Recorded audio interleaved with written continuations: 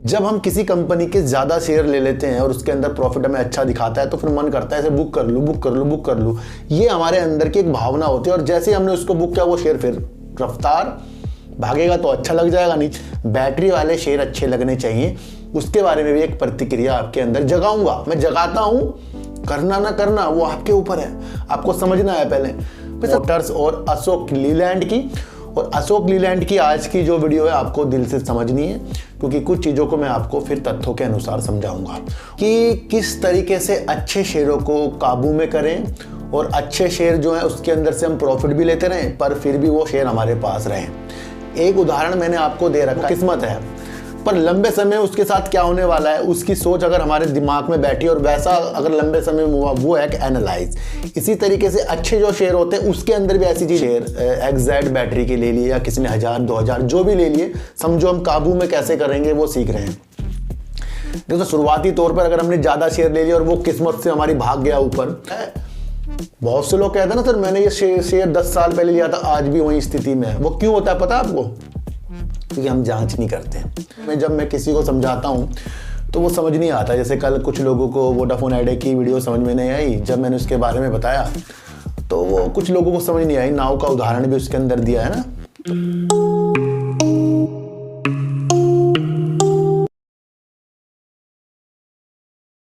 नमस्कार, मैं स्वागत करता हूं आपका अपने ही चैनल पर जिसका नाम है सार्थक बाजार से।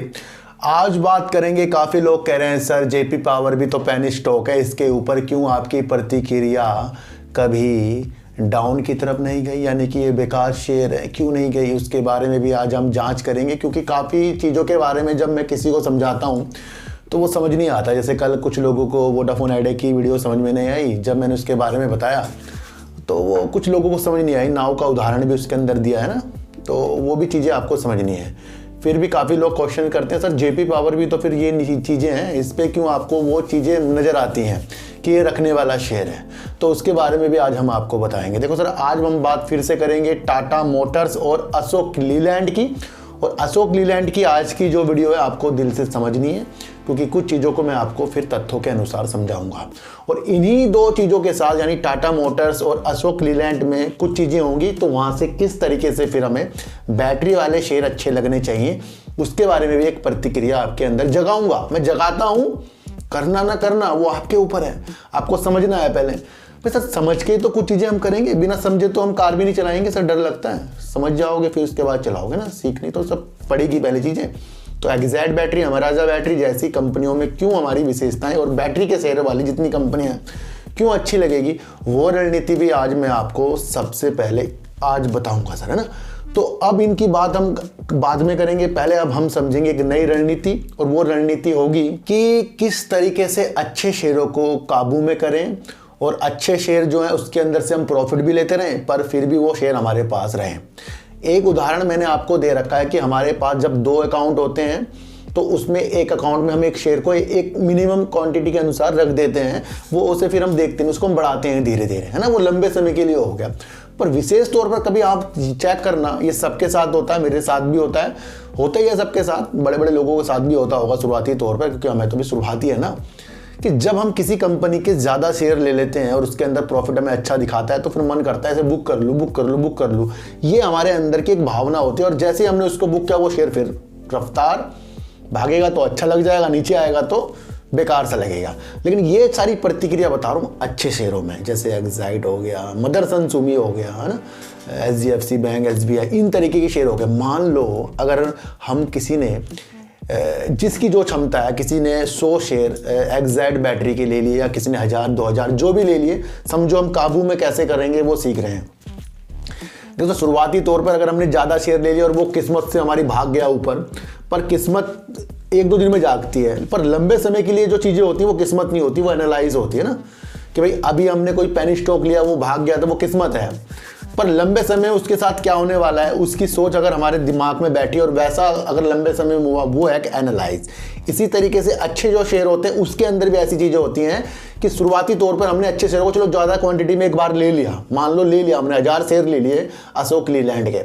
अब वो हमने अशोक लीलैंड के शेयर 160 रुपये में लिए और वो 200 हो गया, तो मन करता है यार प्रॉफिट आ रहा है यार, 1000 के शेयरों के हिसाब से प्रॉफिट है, तो क्या करना चाहिए वहाँ, बिल्कुल भी सारे शेयरों को नहीं बेचना है।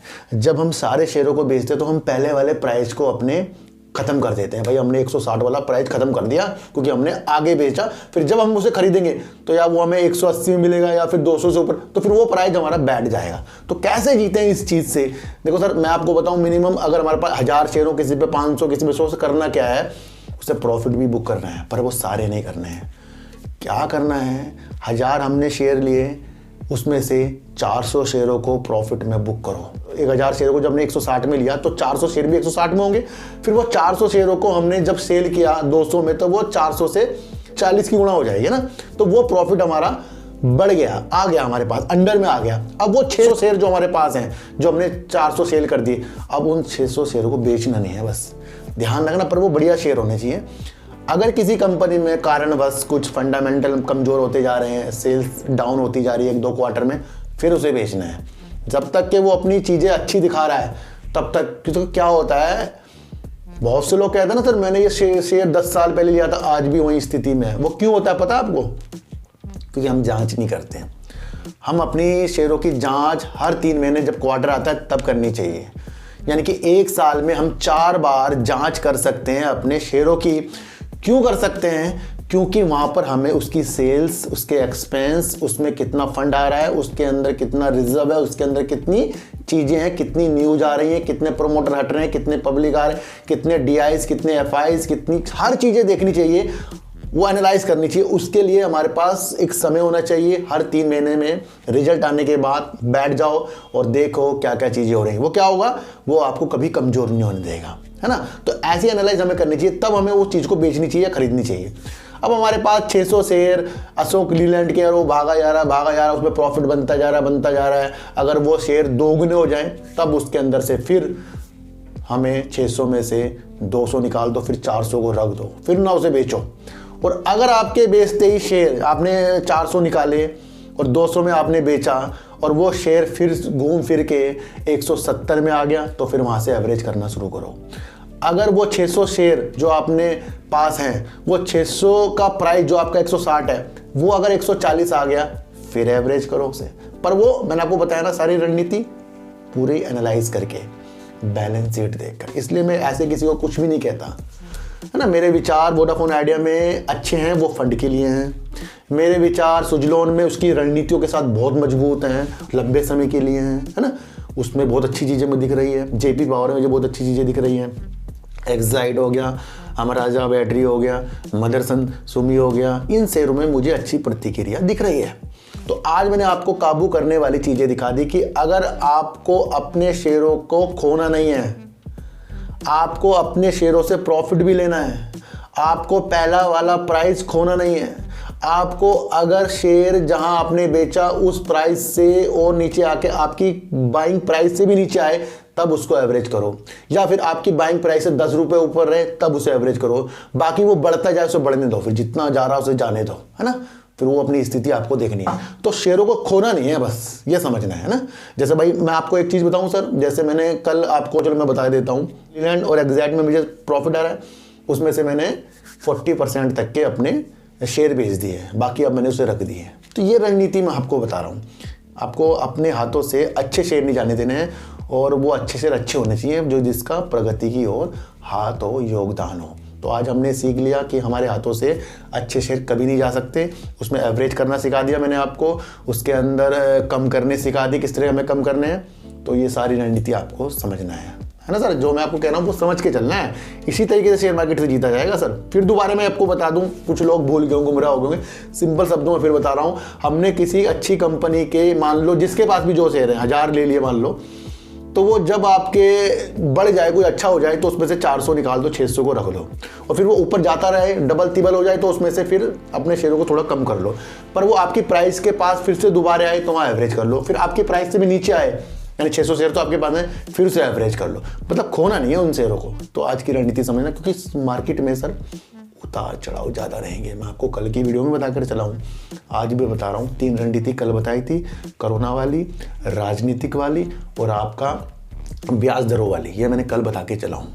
देखो सर, एक ऐसी चीज़ मैं आपको बताऊंगा जिसकी वजह से आपको 2024 चमकता हुआ दिखेगा, पर वो थोड़ा चुनाव के बाद। अभी आपको हाल ही में महीनों कुछ पहले आपको हमारे मोदी जी जो देश के हमारे प्रधानमंत्री जी हैं, उन्होंने एक हिंट्स दिया था कि सरकारी कंपनी को वो बाय करें और उसके अंदर देखें कितनी प्रतिक्रिया हो सकती है। वैसा हो गया ना, कितनी तेज़ी के साथ भागी। उन्होंने कहा विपक्ष जिस कंपनी के लिए कह रहा है गवर्नमेंट कंपनी, उसी को खरीदो, वही भागेगी। और वही होता हमें दिखाई दिया सर, वही होता हमें दिखाई दिया। पर इस बार एक रणनीति हमारे मोदी जी ने फिर से दी है, और इस रणनीति को कौन समझेगा। देखो सर, मैं तो समझ गया हूँ, उस रणनीति के अनुसार मैं अपने प्रॉफिट को भी बुक कर रहा हूँ आगे की रणनीति के लिए, और मजबूत भी होता जा रहा हूँ। मैं आपको भी बता रहा हूँ वो रणनीति क्या है। तो मोदी जी ने कहा है कि वर्ष 2024 में भी गति बनाए रखनी है। वर्ष 2024 में भी गति यानी कि प्रगति, हमारे देश की भारत विकसित आत्मनिर्भर वाली भावना से हमें आगे की सोचना है। जिस तरीके से उन्होंने सारे सेक्टरों के बारे में, खेल के ऊपर हर एक चीज़ों के बारे में बताया जो हमारे यहाँ पर हो रही हैं, चाहे वो मैन्युफैक्चरिंग के लिए हो, चाहे वो किसी भी चीज़ के लिए हो। तो आत्मनिर्भर जिससे हमें बनाया जा रहा है, उसकी गति को भी 2024 में रखनी है, यानी तेजी के साथ देखना है। पर वो कब देखी जाएगी? जब ये सरकार आएगी तभी तो हम वो देखेंगे ना। पर मोदी जी ने बोल दिया, अगर हर चीज़ कही है गति वर्ष यानी कि इस साल बना के रखनी है। यही पॉइंट पकड़ने हैं कि अगर इस साल फिर से हमारे मोदी जी आए तो आपको समझना है जो उनके इतने सारे प्रोजेक्ट हैं उसमें कितनी गति आ जाएगी।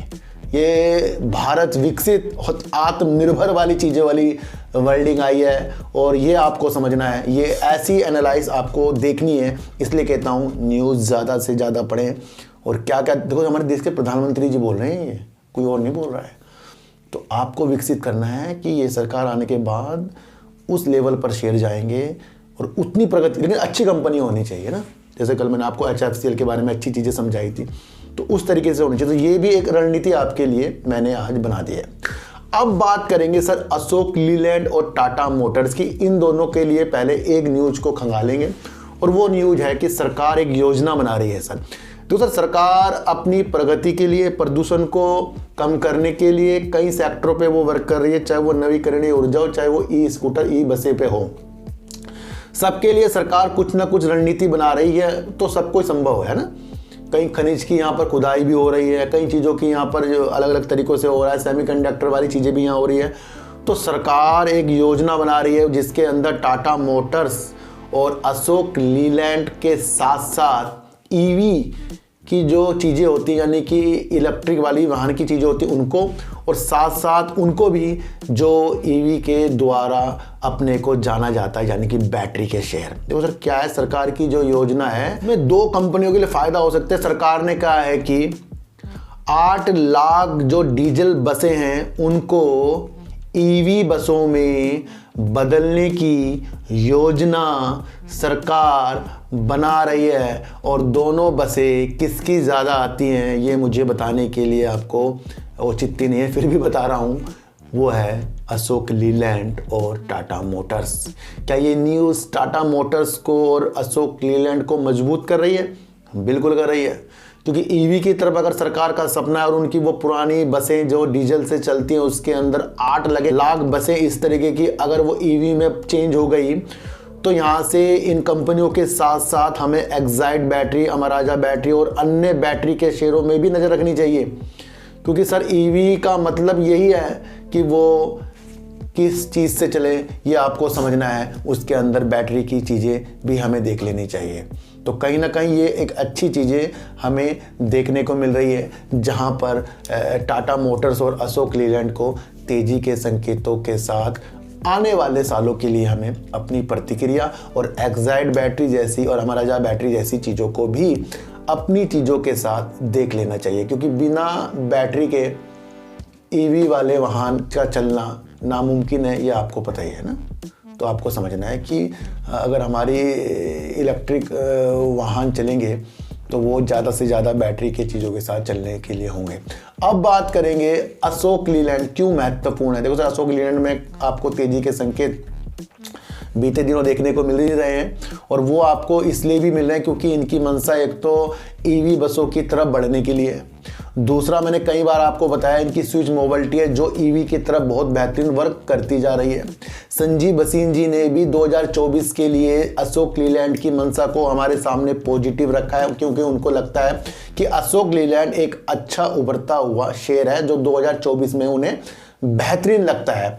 तो बेहतरीन तो हमें ये अशोक लीलैंड हमें सर पहले से ही लग रहा है, क्योंकि काम के प्रति तो ये अपनी चीज़ों को अच्छा करता ही जा रहा है, ये आपको समझना है। फिर मैंने आपको बताया था कि टाटा मोटर्स के साथ साथ टाटा मोटर ने उत्तर प्रदेश में और अशोक लीलैंड ने 552 बसें जो डीजल पर चलेंगी उसके लिए एक ऑर्डर जो जीता था वो तमिलनाडु से जीता था। तो ये भी इसकी बेस्ट प्रतिक्रिया के लिए।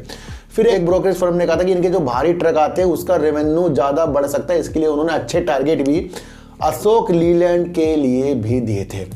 फिर मैं आपको एक चीज़ समझाऊंगा कि बीते साल मैंने आपको एक चीज़ बताई थी कि अशोक लीलैंड ग्रीन फील्ड के लिए अपने ऊपर एक ऐसी विशेषताएं देख रहा है जो यूपी की तरफ है, और ग्रीन फील्ड में वो करीब 1000 करोड़ रुपए का निवेश करने वाला है। ये मैंने आपको क्या बताया था कि ग्रीन फील्ड प्लांट में ये अपना 1000 करोड़ रुपए का निवेश, ये बीते 5-6 महीने पहले पुरानी मैंने आपको चीज़ें बताई थी। और ये कहाँ पर होने वाला है? यूपी में होने वाला है। देखो सर, ये प्लांट के लिए शुरुआत कंपनी करती जा रही है और उन्होंने उस टाइम बताया था कि इस प्लांट के बनने से करीब 2500 बसें प्रति साल ईवी में, और 5000 एक दशक बाद इसे 5000 पे यानी डबल पे ले आएंगे। तो प्रति वर्ष ये चीज़ें प्लांट बनने पर इनको यहाँ से ईवी के क्षेत्र में बहुत मजबूत हमें अशोक लीलैंड की चीज़ों के साथ देख लेना चाहिए। फिर इसी न्यूज़ से संबंधित एक और न्यूज़ निकल कर आ रही है कि अशोक लीलैंड को अपने ईवी प्लांट के लिए यानी कि इलेक्ट्रिक वाहन संयंत्र के लिए भूमि आवंटित हो गई है, और वो भी कितना? 75% सब्सिडी में। कौन दे रहा है? उत्तर प्रदेश दे रहा है। तो यहाँ पर कितनी गुड न्यूज़ निकलकर अशोक लीलैंड के लिए आ गई, जिसके तहत आपको देखना है कि ये उत्तर प्रदेश में पहले 1000 करोड़ रुपए के अपने ग्रीनफील्ड प्लांट के लिए, जिसकी मंशा 2500 बसें प्रति वर्ष और एक दशक बाद 5000, और अब उसको वो भूमि की चीज़ें आपको देखने को मिली जिसके अंदर 75% सब्सिडी अशोक लीलैंड को यूपी की तरफ से मिल गई है। देखो सर, मेरी जितनी भी वीडियो होंगी न्यूज बेस होंगी, साइकोलॉजी बेस होंगी, और इसके अंदर कोई ऐसी चीज़ नहीं है जहां मैं आपको टारगेट बता रहा हूं। मैं आपको टारगेट कंपनी के बता रहा हूं कि कंपनी क्या क्या चीज़ें कर रही है। देखो सर, एक मिशन के लिए अगर किसी भी व्यक्ति को भेजा जाए या एक फौज को भेजी जाए तो वो मिशन की तैयारी पहले एक जगह बैठ कर करते हैं, और जो हम अपनी रणनीति एक जगह बैठकर हम वार्तालाप कर रहे हैं, तो ये एक ऐसा मिशन है जहां हम आगे की दिशा को देख रहे हैं। और जब कोई मिशन के लिए कोई भी चीज़ें के लिए कार्य होता है तो ये तो नहीं एकदम गए हो गया काम, उसके लिए काफ़ी रणनीति बनाएगी। पहले 2-4 कदमों को आगे बढ़ाकर आगे की चीज़ें देखी जाती हैं, वहाँ पर फिर पीछे भी मुड़ना पड़ता है कि भाई दुश्मन आगे तो नहीं है, फिर हमें पीछे इसलिए भी मुड़ना पड़ता है, रुकना पड़ता है कि भाई आगे कुछ प्रॉब्लम कंपनी में तो नहीं है। हर एक चीज़ हमें देखनी पड़ती। तो मिशन जो एक चीज़ के लिए है वो भी काफ़ी इंपॉर्टेंट है, और मिशन हमारा जो मैं न्यूज़ के द्वारा आपको बता रहा हूँ ये भी काफ़ी इंपॉर्टेंट है। आप हर बार चार्ट में देखकर उस तरीके से मजबूत नहीं हो सकते जिस तरीके से न्यूज़ मजबूत करती है।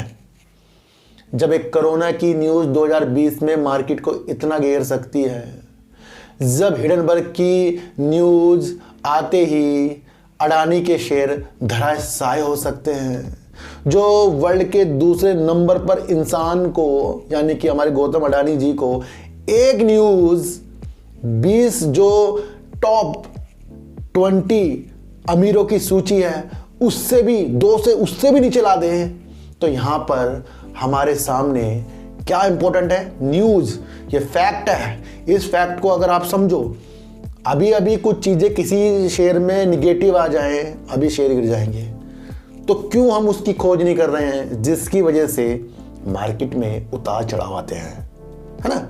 और हम उसकी खोज भी कर रहे हैं कि अगर हमने शेयरों की एनालाइज टारगेट के आगे के लिए देखी, ये 200 का टारगेट, इतना स्टॉप लॉस, ये उलझने वाली चीज़ें हमने अपनी रणनीति आगे के लिए बनाई है। हमने अपनी रणनीतियाँ न्यूज बेस मजबूत की है, और आप जो मुझे देख रहे हो आप सब भी मजबूत हो रहे हो। आप मजबूत हो रहे हो। क्यों? क्योंकि हर एक चीज़ एनालाइज करने की प्रक्रिया आपको समझ में आ रही है। कहीं मेरी छोटी छोटी बहनें भी मेरी वीडियो देख रही हैं, जो मुझे अच्छा लग रहा है कि लड़कियां भी इस क्षेत्र पे आ रही है, पर वो सही चैनल पे आ गई हैं, क्योंकि उनको पता है कि उनका भाई यहाँ बैठा है तो उनको कभी भी कोई भी ऐसी गलत चीज़ों में जाने नहीं देगा जहाँ से हमारा माइंड उधर उलझ जाए और हमारे अच्छे अच्छे शेर हमारे पास ना हो। तो उनका भाई बैठा है, बड़े बड़े भाई मेरे हैं, बड़े बड़े अंकल मेरे हैं, मेरे से छोटे काफ़ी लोग हैं, मैं सब मेरे समान हैं। वो एक अच्छी दिशा पर चल रहे हैं।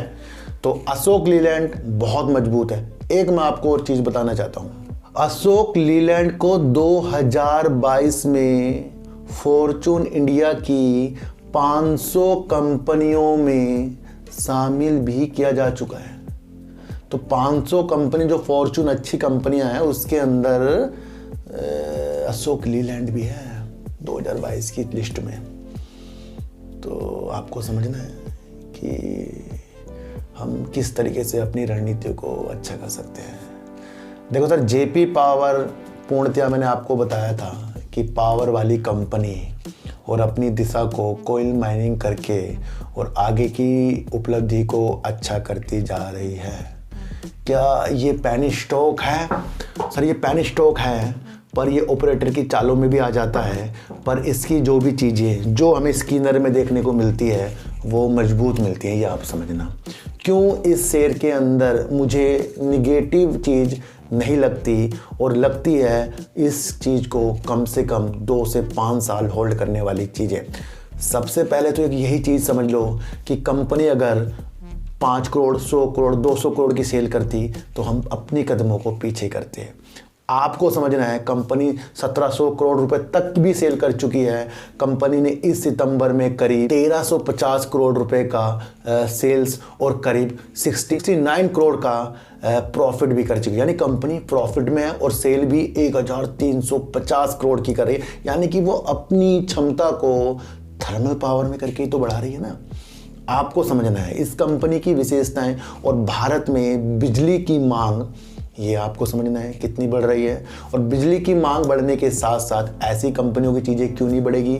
दूसरा पॉइंट देखिए, यूपी में जब इतने सारे आपको स्मार्ट मीटर लगते हुए दिखने वाली न्यूज आई और अदर स्टेट में भी आपको स्मार्ट मीटर लगते हुए दिखेंगे, तो वहाँ पर फिर बिजली कंपनी जो वर्क करती है तो क्या उसको समय पर अपना भुगतान जो वो बिजली देती है नहीं मिलेगा। क्योंकि स्मार्ट मीटर एक ऐसी दिशा बिजली कंपनियों की भी चेंज कर देंगे, क्योंकि पहले पहले जो बिजलियां दी जाती थी उसको पैसा वापस लेने के लिए सरकार भी कहीं चीज़ों के साथ उतरी, पर वो सफल नहीं होती उन चीज़ों में। फिर क्या आया? Smart meter. और स्मार्ट मीटर में आपको मैंने एक शेयर बताया था GMR पावर, तो वो भी आपको देखना है ना। तो उन चीज़ों के साथ भी हमारी इस तरीके की कंपनियां मजबूत होती हैं। एक तो इसके अंदर सेल्स, एक प्रॉफिट दे रही है, लॉस नहीं दे रही है। दूसरा भी इसने इस बार प्रॉफिट दिया है ना, पिछले भी था, इस बार भी दिया है। सेल्स भी अच्छी कर रही है। फिर आपको देखना है कि अपनी पावर की क्षमता जिस तरीके से बढ़ाता जा रहा है वो भी आपको देखना है। देश में पावर की ज़रूरत होगी ये भी आपको देखना है। स्मार्ट मीटर बन रहे हैं ये भी आपको देखना है। फिर अब आपको क्या ऐसी चीज़ देखनी है जो आपको और जेपी पावर मजबूत करे। किसी की गुमराह वाली वीडियो मत देखना, तथ्यों पे देखना है। बैलेंस शीट को देखने के नजरिया बदलो आप अपने। फिर आपको देखना है कि किसी भी कंपनी के लिए भंडार यानी कि रिजर्व जो होता है बहुत महत्वपूर्ण होता है। सर इनका रिजर्व अगर 200, 300, 400 करोड़ होता तब भी ठीक था, पर इनका रिजर्व अगर आप सुन लोगे तो आप भी सोचोगे ऐसी कंपनी के अंदर जेपी पावर कोई छोटा ग्रुप नहीं है। इनकी एक सीमेंट की जो कंपनी बिकने की चीज़ों के साथ निकली, जहां जेपी एसोसिएट और जेपी पावर है, तो वो अपने आप में कंपनियों को मजबूत कर रही है। अगर इनके पास रिजर्व माइनस में होता, नहीं बढ़ता, तो हम मान लेते हैं कंपनी डाउन सी है। पर इनका रिजर्व पे दिमाग लगाओ सर, रिजर्व इस कंपनी में करीब 3853 करोड़ का है। 3853 करोड़ का भंडार लेके बैठा है। और ये नहीं कि ये इस रिजर्व को बढ़ा नहीं रहा है, बढ़ा भी रहा है। इससे पहले भी इसका जो रिजर्व था वो उससे भी इसने उसको ज़्यादा किया है, यानी कि 3,852 करोड़ रुपए का कंपनी के अंदर रिजर्व है। और जब किसी कंपनी के अंदर रिजर्व होता है तो उसकी सोचने की शक्ति, काम करने की शक्ति अपने आप डेवलप हो जाती है। तो समय देने वाला शेयर है, मैं आपको फिर कह रहा हूँ ना। अब मैंने कभी आपको ये नहीं कहा कि जो डूब रही कंपनी उसको अच्छा बता दूँ, मैं कभी ऐसी चीज़ नहीं बताऊँगा सर। तो आपके सामने मैं तथ्य रख रहा हूँ कि मेरे लिए कौन सी कंपनी छोटी भी हो बेस्ट है। मैंने कभी इन्फीबीम को बेकार बताया, पता है, कभी कभी इन्फीबीम को मैंने दिखाया कि वो बेकार है। वो एआई में बहुत बेहतरीन काम कर रही है इन्फीबीम, तो वो हम काम तो पकड़े ना, गुमराह ना हो बस। बिल्कुल भी मेरा मानना यह है कि हमें गुमराह नहीं होना है, हमें सिलेक्शन करना आना चाहिए। तो यहाँ जेपी पावर को मैं खरीदने बेचने की चीज़ें नहीं बता रहा हूँ, इसलिए बता रहा हूँ काफ़ी लोग कहते हैं सर आपने इसे निगेटिव नहीं बताया कभी, है ना। तो मैं बताता हूँ मैं क्यों नहीं बताया, तो मैंने आज बता दिया आपको खुल के। तो ये इस तरीके से मैं चीज़ें को आपके सामने प्रदर्शित करता हूँ। अब वोडाफोन आइडिया को मैं निगेटिव इसलिए भी बता रहा हूँ, आपको पता है कि वो फंड की चीज़ों के साथ है, 5G के साथ है, लेकिन 2 लाख करोड़ कर्जे के साथ भी है। इंडस टावर उससे कर्जे के लिए पैसे भी कह सकता भाई दे, जल्दी दे। मतलब बहुत उलझे हुए मामला है, कभी भी अच्छा हो जाएगा हमारे सामने, कुछ चीज़ें नहीं करके निगेटिव आ जाएगी। तो इसलिए ये मुझे जेपी पावर रखने वाली स्थितियों के साथ अच्छा लगता है सर। इन स्थितियों के साथ आपको जेपी पावर को देखना चाहिए। यहाँ खरीदने बेचने की चीज़ें मैं नहीं बता रहा हूँ। अशोक लीलैंड यूपी में कदम रख चुका है और उसकी मंशा मैंने आपको बता दी है। सरकार 8 लाख जो डीजल बसें उसको ईवी में बदलना चाहती है। यहाँ से टाटा मोटर्स और अशोक लीलैंड की बसें आती हैं, समझना है। और इसी तरीके से अगर आप कोई ईवी में चीज़ें चलेंगी तो वहाँ पर आपको देखना है कि बैटरी वाले शेयरों पे भी आपको अपनी विशेषता देखनी है। मोदी जी ने साफ साफ बता दिया कि 2024 में भी गति बनाकर रखना है, पर सरकार आने के बाद तो पता नहीं क्या बन जाएगा, ये आप समझना। बहुत बेहतरीन मुझे ये वर्ड लग रहा है, ये मैंने इनकी ये चीज़ें देखी है। क्योंकि आत्मनिर्भर और विकसित जो इंडिया होता जा रहा है, भारत होता जा रहा है, वहाँ पर तो अच्छी उज्ज्वलता आ ही रही है। क्योंकि ऐसे आज तक तो हमने देखा नहीं कि इतने शेयर दबा दबा के भाग रहे हों। तो अब हमें थोड़ा सा शेयरों में 6 महीने तक का विराम वाली चीज़ों के साथ देखना है और हल्के हल्के ऊपर की तरफ जाना है। चौथा मैंने आपको जो बताया है, शेयरों को हाथों से जाने देना नहीं, किस तरीके से शेयरों को काबू में करें। एक तो दूसरा अकाउंट लिंक डिस्क्रिप्शन में आप वहाँ से खोल सकते हैं और अपनी जर्नी स्टार्ट कर सकते हैं। जैसे जिस भी व्यक्ति का अपना डीमैट अकाउंट है, 2 है उनके बाद, तो वो अपनी एक वाइफ का खुलवा दें, अपने बच्चे के नाम खुलवा दें। तो ऐसे भी आप उसमें रख सकते हो, क्योंकि फ्यूचर को भी तो तैयार करना है ना। तो ये चीज़ें होती हैं सर, है ना। तो ये भी आपको समझ के चलना पड़ेगा। तो उधर सच्ची वीडियो देखिए, अच्छी वीडियो देखिए, समझ कर देखिए। किसी की भी बातों में आना नहीं, चाहे मैं क्यों ना हूँ। जेपी पावर हो, अशोक लीलैंड हो, टाटा मोटर्स हो, अपनी एनालाइज भी करें और समझे जो मैंने तथ्य आपको बताए वो है या नहीं है। ये सारी चीज़ों को आपको समझना है और मोदी जी के दिशा निर्देश पर आगे की रणनीति बनाइए, वो मजबूती की तरफ मुझे लग रही है। लेकिन उससे पहले भी कुछ चीज़ों के साथ आपको देखना है कि हमें कहाँ पर समय समय पर अपने प्रॉफिट की मंशा को देख लेना है। और किसी को भी खरीदने बेचने की सलाह नहीं है, बल्कि एक न्यूज आई है, उस न्यूज के तथ्य आपको समझाया है। तो सर चीटी को हटा दीजिए, गाय को रोटी दीजिए और अपने बच्चों को ज्यादा से ज्यादा प्यार कीजिए, क्योंकि बच्चे ही आपकी मासूमियत से किस्मत पलटेंगे। तो फिर मिलेंगे आपसे नई वीडियो के साथ, जब तक के लिए नमस्कार।